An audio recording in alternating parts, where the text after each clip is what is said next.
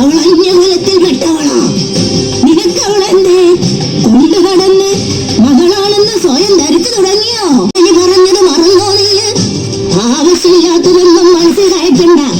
കുലം മുടിയാതിരിക്കാൻ ബലി കൊടുക്കണമവളെ. നിന്റെ രക്തത്തിൽ പിറന്നൊരു കുഞ്ഞ് പാരമ്പര്യം നിലനിർത്താൻ ഈ തറവാട്ടിൽ വേണം. 7 ദിവസം അതിനപ്പുറമൊന്നും അറിയണ്ട എനിക്ക്.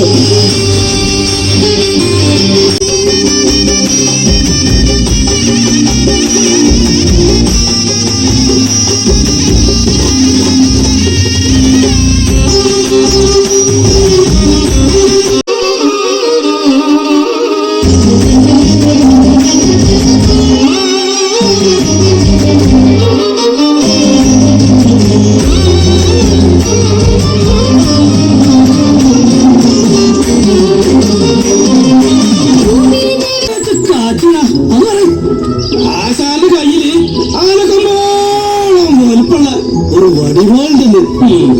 നഖം പൊട്ടുന്ന പേനാക്കത്ത് തുരുമ്പെടുത്ത് പൊട്ടിപ്പോയപ്പോഴാ ഓനൊരു വടിവാള്. പിന്നെ പറഞ്ഞേ ആശാൻ കളറിയാണ്. ആശാനെ ഒരു പണി ഏൽപ്പിച്ചാൽ രാത്രിക്ക് രാത്രി പണി കഴിച്ച് പോരൂന്ന്. ഇത്രയും പറഞ്ഞിട്ട് അവർക്കൊരു കുലുക്കമില്ല ആശാനെ. അങ്ങേക്കരെ നാളെ വരും.